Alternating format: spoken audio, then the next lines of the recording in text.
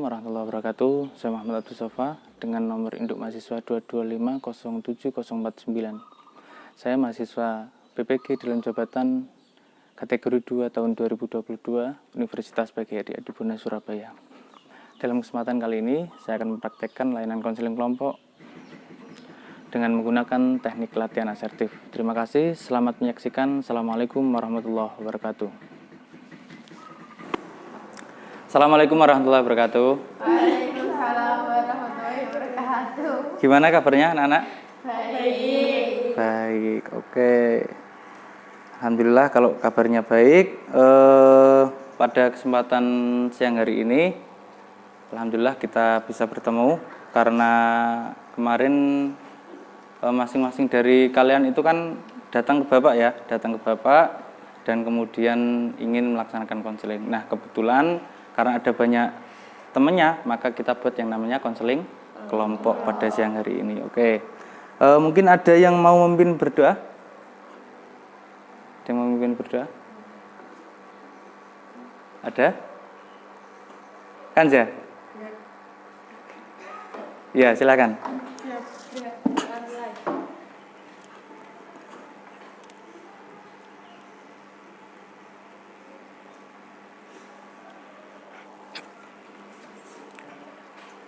Oke, terima kasih Kanza sudah memimpin untuk berdoa.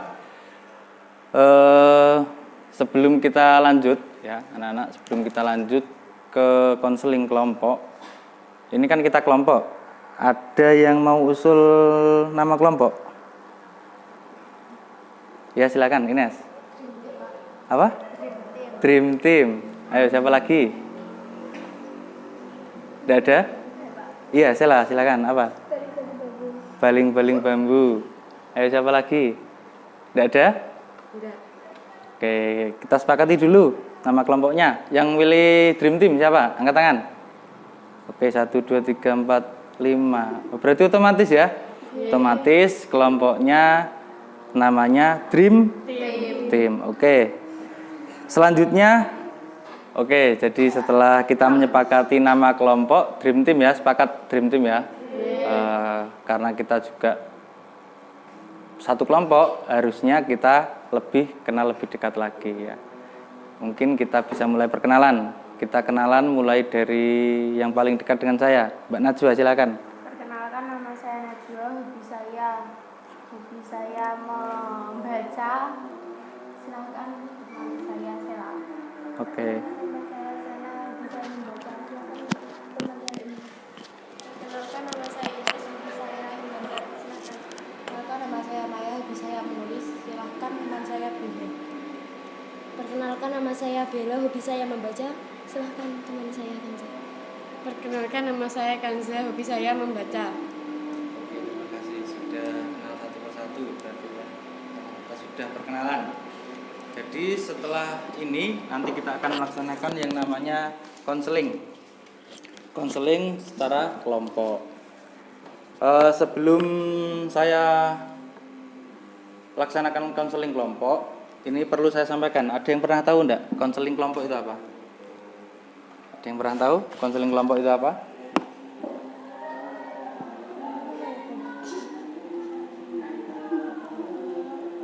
Ada yang tahu? Enggak ada. Sudah ada yang pernah melaksanakan konseling kelompok? Belum. Oke, jadi saya kasih tahu. Konseling kelompok itu adalah suatu layanan konseling ya. Suatu layanan konseling artinya pemberian bantuan kepada peserta didik. Bantuan apa?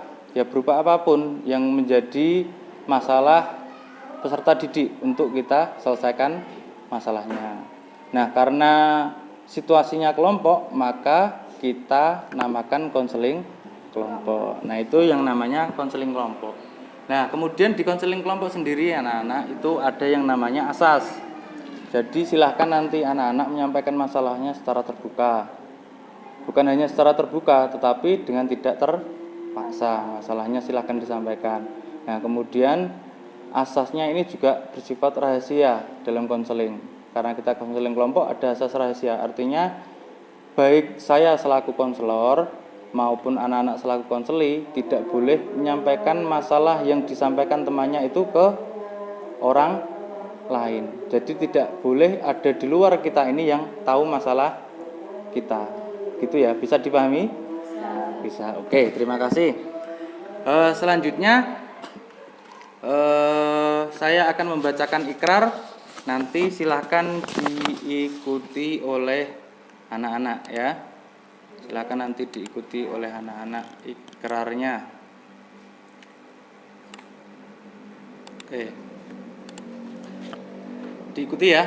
Saya dari kelompok Dream Team Saya dari kelompok Dream Team berikrar berikrar bahwa sanggup bahwa sanggup dan bersedia dan bersedia menerima, menyimpan dan menjaga kerahasiaan dari permasalahan yang kami lakukan pada kegiatan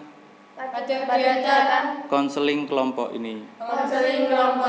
Oke, terima kasih. Karena anak-anak sudah melaksanakan ikrar, maka kita bisa laksanakan kegiatan selanjutnya. Nah, kegiatan selanjutnya apa? Sebelum kita masuk ke tahap inti, nanti silahkan anak-anak nanti menyampaikan masalahnya masing-masing. Tapi sebelum itu saya ada sebuah ice breaking untuk anak-anak ya. Mungkin bisa ditirukan, bisa berdiri ya. Ayo kita berdiri. Kita tirukan ice breakingnya. Ayo kita ice breaking dulu.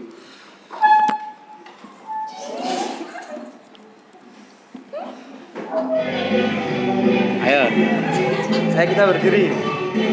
Ayo kita berdiri. Tidak apa-apa, ayo. Nah, ikut ini. Diputar-putar lampu tangan. Diputar-putar.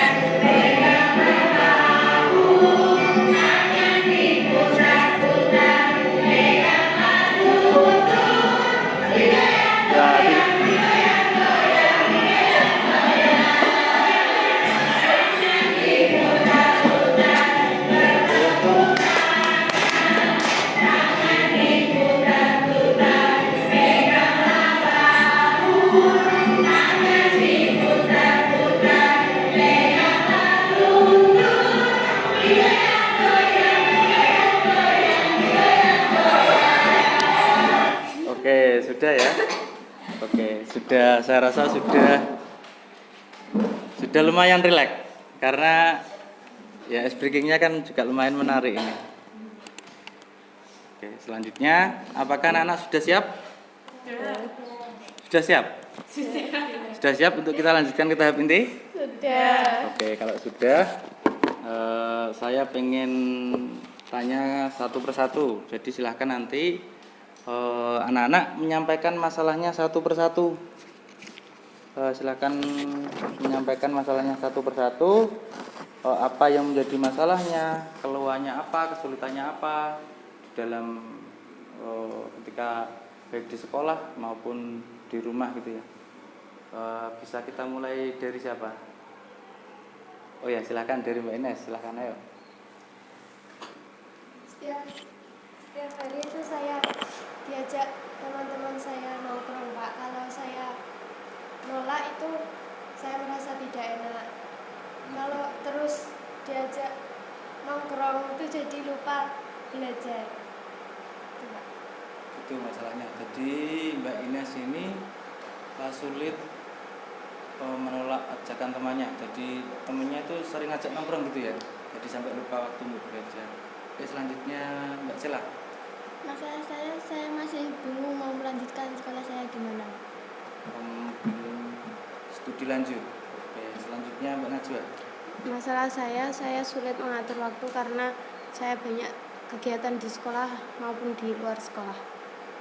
Jadi kesulitannya atau masalahnya Mbak Najwa ini karena seringnya kegiatan atau padatnya kegiatan, makanya sulit mengatur waktu gitu ya. Yeah. Oke, selanjutnya Mbak Kanja, silakan. Masalah saya belum bisa belajar secara efektif. Belajar secara Efektif. efektif. Oke. Jadi kalau belajar gitu meskipun lama gitu kayak enggak Nggak nyambung gitu ya? Nggak paham. Iya. Oke. Selanjutnya Mbak Bella. Masalah saya sama seperti masalah Mbak Kanza, saya belum bisa belajar dengan efektif dan saya belum tahu caranya agar belajar menjadi efektif.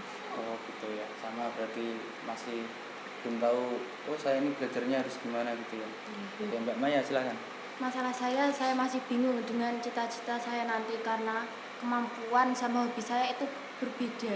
Oh gitu, jadi sama cita-citanya masih bingung ya Mbak Maya. Iya Pak. Oke, kalau gitu karena teman-teman semuanya sudah menyampaikan masalahnya, ini kita sepakati dulu masalahnya siapa yang akan kita bahas.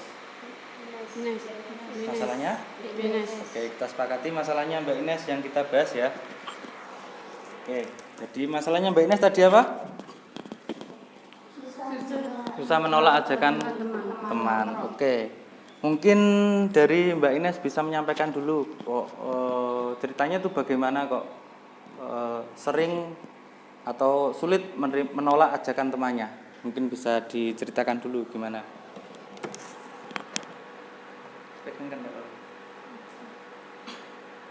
Saya takut kalau saya menolak ajakan dari teman, jadinya teman itu marah pada saya dan tidak mau lagi berteman dengan saya. Jadi karena takut tidak berteman lagi ya? Temannya banyak atau sedikit Mbak Ines ini? Banyak, ya artinya kalau temannya banyak kan tidak apa-apa. Ya mungkin masih tidak enak gitu, ngerasa tidak enak gitu, kalau mau menolak gitu. Atau mungkin ada yang lainnya, atau mungkin temannya itu kalau sampai menolaknya langsung ya mungkin berbuat kasar dan lain sebagainya. Tidak. Jadi itu masalahnya karena sulit menolak, dan kemudian kalau menolak takutnya tidak berteman lagi.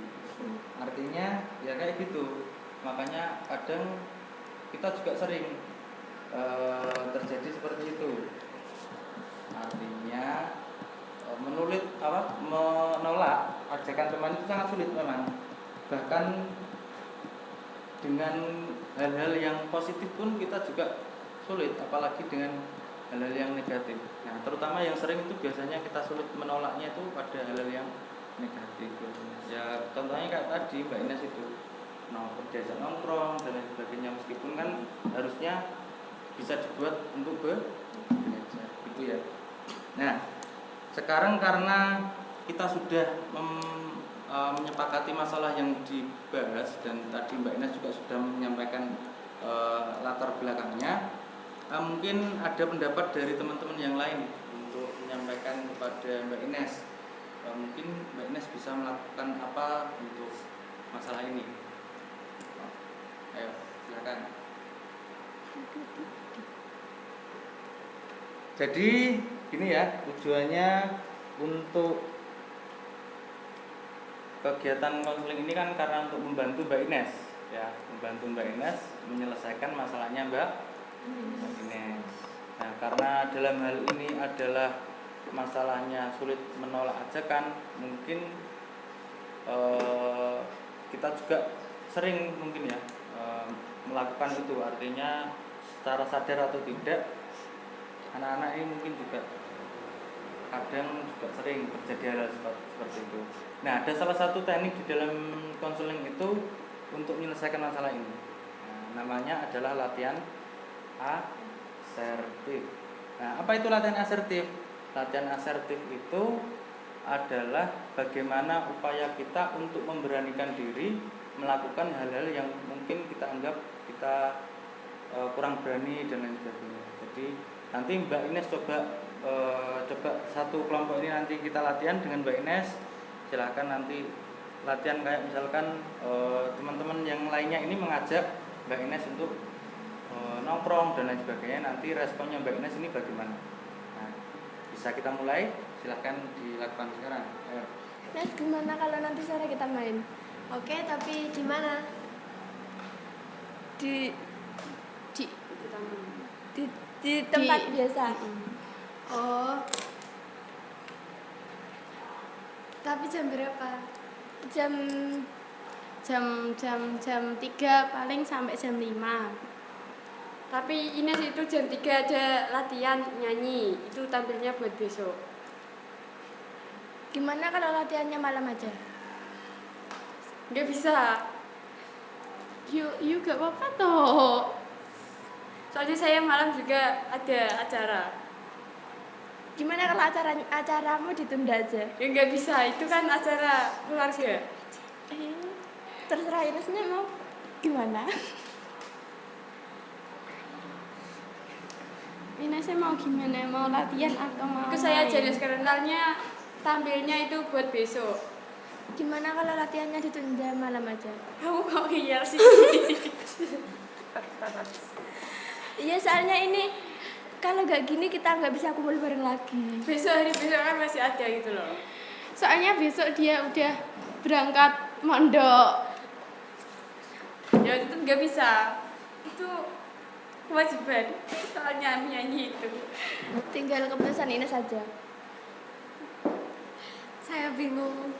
Saya juga mau nongkrong, saya juga mau sama latihan bareng Kanza. Gimana dong?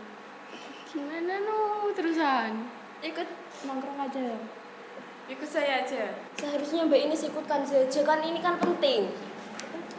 Nongkrongku ya penting toh.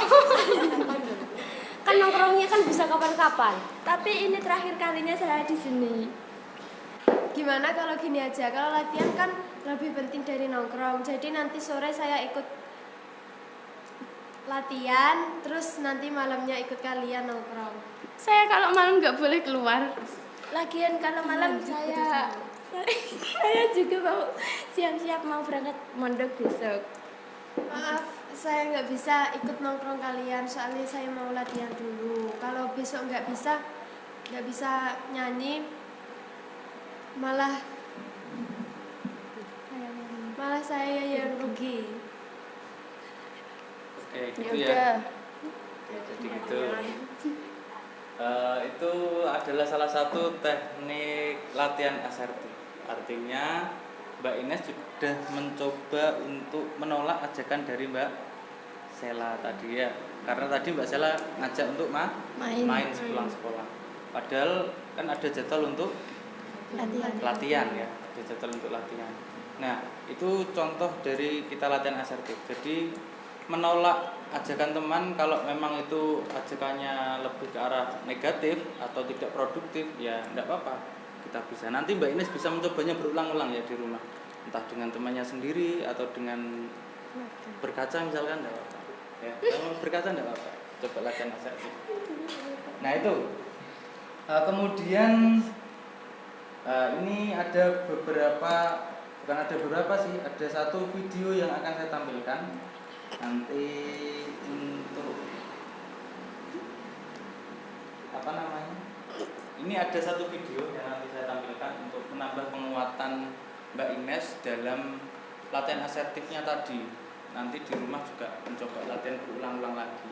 Biar apa? Biar nanti pemahaman kita tahu artinya skala prioritas untuk bergaul itu ya memang harus kita atur.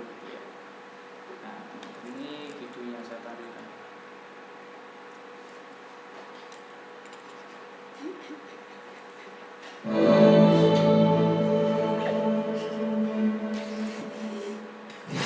Di antara kita pasti pernah atau memang punya sifat tidak tegaan untuk menolak sesuatu, entah itu ajakan dari orang lain, teman, atau sahabat. Tidak tega karena takut akan menyakiti hati orang lain, takut akan dijauhi oleh teman, takut dibilang gak gaul, dan lain sebagainya. Padahal seiring dengan kita beranjak dewasa, kita akan semakin sibuk, waktu ruang kita akan semakin sempit. Kita harus bisa memilih atau menentukan prioritas di antara banyak hal yang harus kita lakukan. Mau tidak mau ketika kita beranjak dewasa dan semakin bertambah amanah atau tugas atau kewajiban kita, mau tidak mau kita pasti akan membuang atau mengorbankan beberapa hal agar bisa mengerjakan hal lain yang jauh lebih penting. Waktu kita sangat terbatas, sedangkan kewajiban dan tugas kita lebih banyak daripada waktu yang kita punya. Inilah beberapa cara yang perlu kita lakukan untuk menolak ajakan seseorang tanpa harus merasa tidak enak. Yang pertama adalah sadarkan diri kita tentang perlunya mengatakan tidak. Kita tidak ingin kita mudah dipengaruhi oleh orang lain. Kita punya prinsip, kita punya norma dan nilai yang harus kita pegang. Kita juga punya tanggung jawab atas pekerjaan kita. Kita juga bertanggung jawab atas impian dan cita-cita kita. Sedangkan waktu dan tenaga kita sangat terbatas. Oleh karena itu, sadarilah bahwa kita tidak bisa mengiyakan ajakan semua orang. Jika kita punya kesadaran dan alasan yang kuat atas penolakan kita itu, kita tidak akan merasa bersalah karena kita merasa sudah melakukan sesuatu yang benar. Kita tidak akan bersalah ketika kita melakukan penolakan terhadap orang lain. Yang kedua adalah tentukan hal-hal yang harus ditolak. Bukan berarti kita harus menolak semua hal yang ditawarkan oleh orang lain. Bukan juga berarti bahwa kita akan mengatakan tidak secara membabi buta. Tetapi sekali lagi semua ini dilakukan karena kita ingin agar hidup kita seimbang. Jadi kita perlu mendefinisikan hal-hal yang memang harus kita tolak. Misalnya menolak pergi di malam minggu, menolak minum alkohol, menolak merokok, menolak membolos, menolak untuk makan junk food dan lain sebagainya. Ketika kita bisa mendefinisikan hal-hal yang memang harus kita tolak dan tidak ingin kita kerjakan, kita akan lebih mudah dan yakin untuk mengatakan penolakan itu kepada orang lain. Yang ketiga adalah berlatih. Menolak perlu latihan. Kadang beberapa orang mengalami masalah karena dia selalu mengatakan iya kepada setiap ajakan orang lain. Padahal dalam hati kecilnya dia tidak mau, tidak sepakat atau tidak setuju. Kadang keadaan seperti ini bisa dimanfaatkan oleh orang lain. Dia akan dianggap sebagai orang yang sangat penurut, mau diminta apa aja atau seorang yes man.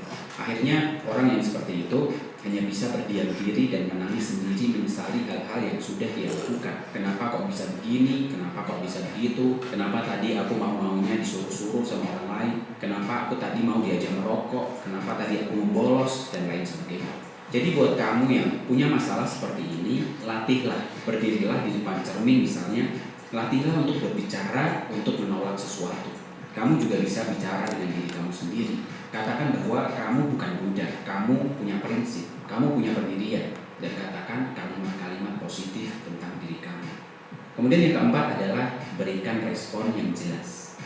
Kadang perasaan tidak enak muncul karena kita menunjukkan sikap yang tidak jelas. Kita sering merespon permintaan atau ajakan orang lain dengan kata-kata yang ngalor ngidul, dengan basa-basi dan lain sebagainya. Niatnya sih ingin agar orang lain tidak sakit hati mungkin, atau ingin menolak dengan halus, tetapi malah kita sendiri yang terjebak dengan sikap kita itu. Jika memang kita tidak bisa memenuhi permintaan orang lain, lebih baik awali dengan respon dan sikap yang tegas dari awal.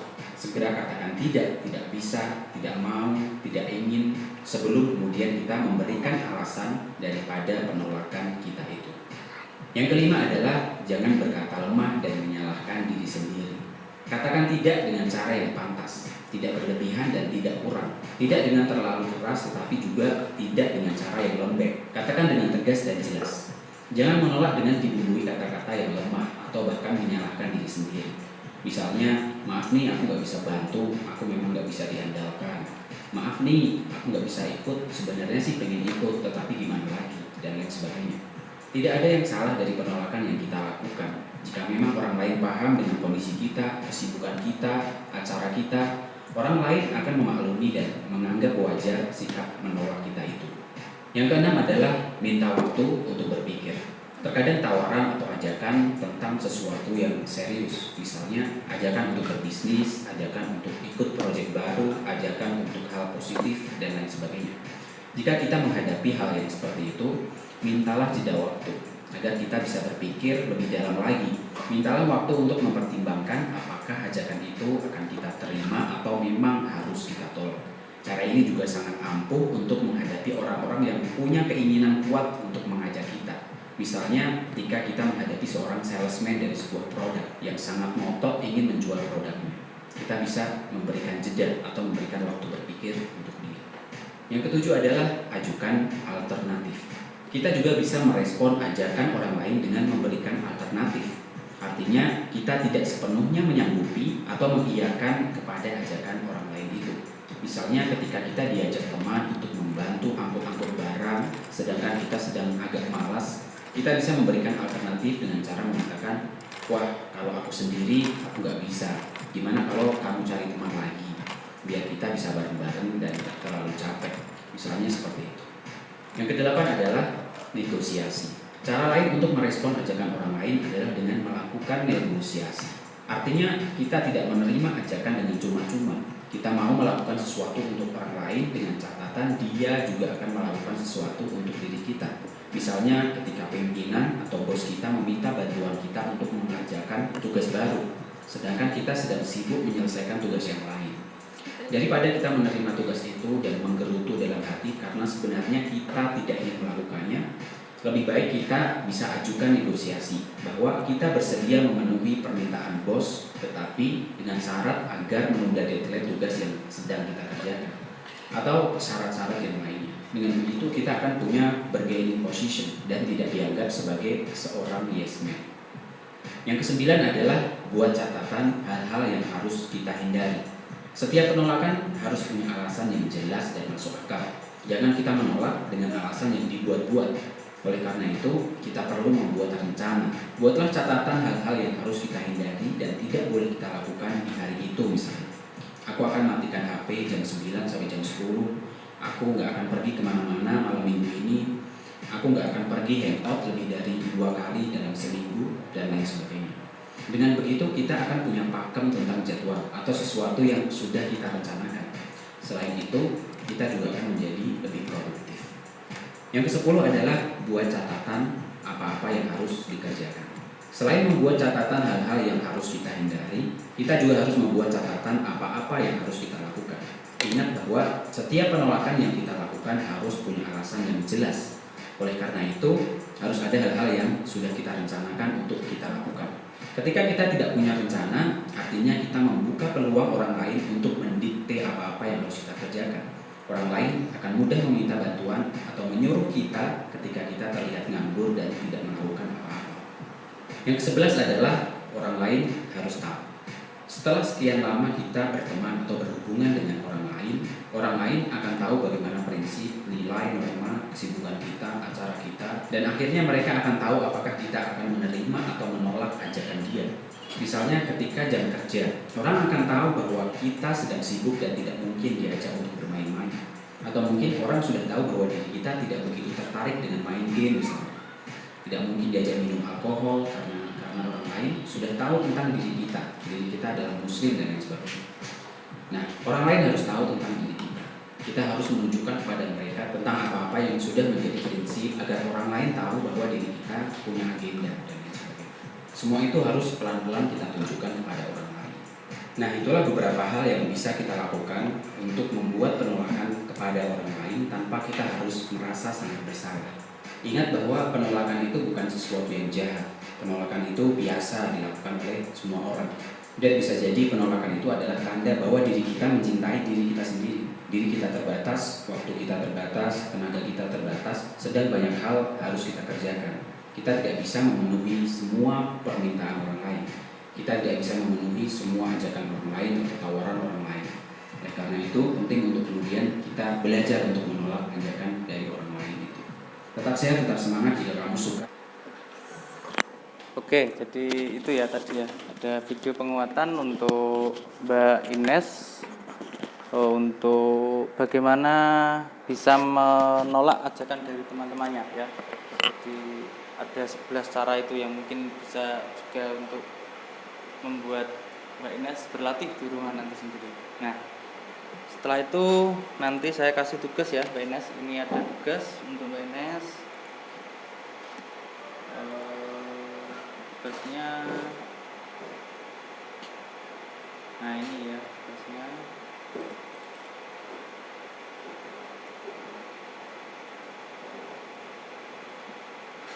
Tugasnya itu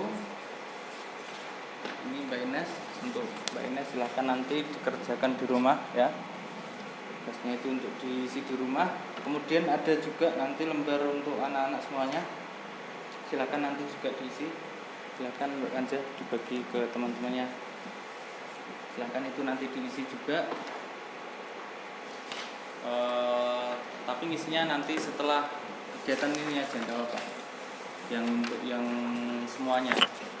karena ini kan masalah yang kita bahas adalah masalahnya Mbak Ines, jadi yang mendapatkan tugas cuma Mbak Ines ya. Yang mendapatkan tugas di rumah cuma Mbak Ines. Yang lembar yang kita bagikan ke semuanya itu adalah lembar apa namanya? Kepuasan konseling ya. Kepuasan konseling. Selanjutnya anak-anak karena pada tahap ini sudah selesai, mungkin ada dari anak-anak semuanya yang mau menyampaikan kesimpulan dari kegiatan konseling yang sudah kita laksanakan.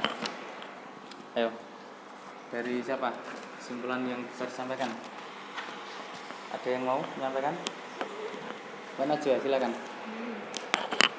Kesimpulan dari konseling pada hari ini terkait masalahnya Mbak Ines, kita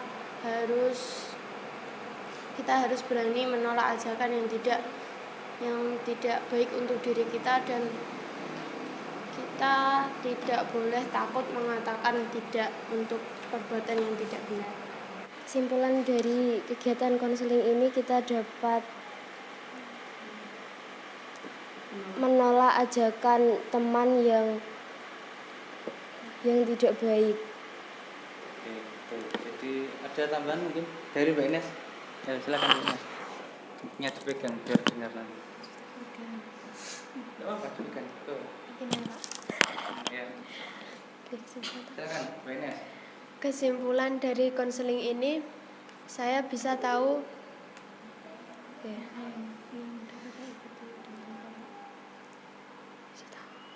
tentang cara menolak ajakan teman yang negatif.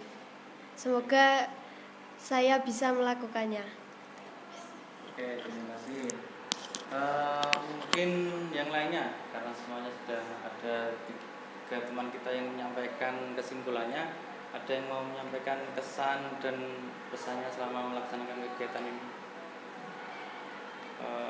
Kegiatan ini tuh bagaimana, konseling menyenangkan atau gimana? Ayo silakan, Mbak Maya. Iya silakan, ayo Mbak Maya. Dan pesan pada bimbingan konseling kelompok ini sangat menyenangkan, juga mendapatkan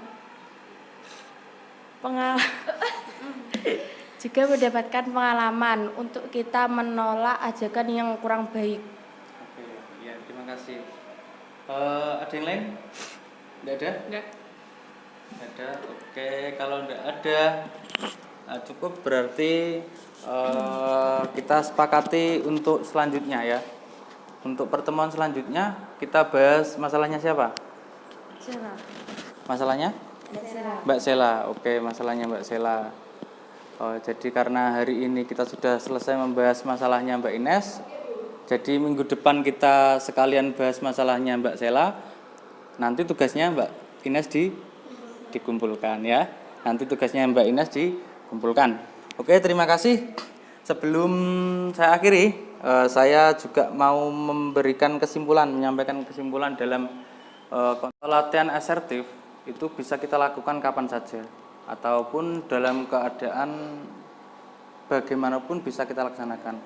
Artinya untuk apa? Untuk menolak atau memberanikan diri kita pada hal-hal yang kurang kita mampu, misalkan. Ya kayak contohnya Mbak Ines tadi.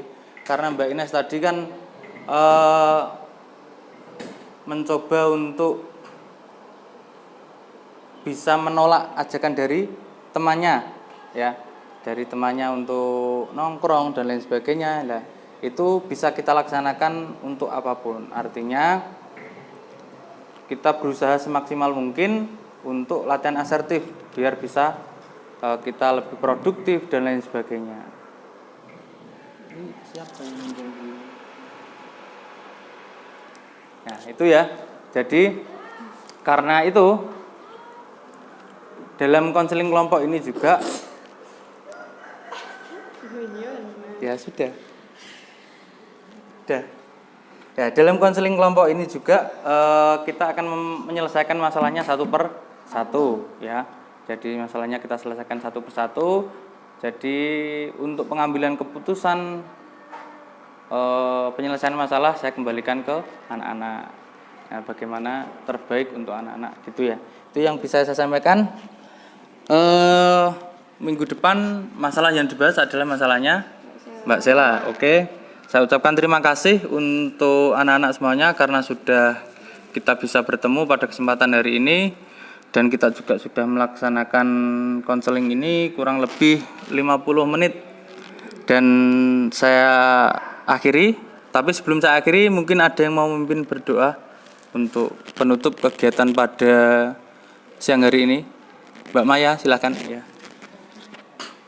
Sebelum kita akhiri kegiatan pada siang ini, sebelumnya marilah kita berdoa terlebih dahulu. Doa mulai. Doa selesai. Oke, terima kasih. Saya sampaikan sekali lagi terima kasih untuk anak-anak, tetap belajar di rumah. Meskipun nanti habis ini kan liburan ya, ini liburan, yang kelas 7 8 juga ada kegiatan LDKMS. Tapi tetap jaga kesehatan. Yang kelas 9 tetap belajar di rumah karena habis ini banyak ujian. 1 bulan habis itu nanti sampai akan ujian ya. Mas, waktunya sampai tinggal 2 bulan efektifnya kelas 9 ini. Jadi silakan belajar di rumah, dan saya akhiri. Assalamualaikum warahmatullahi wabarakatuh. You always treat me badly. You say I always start, and you're mad. What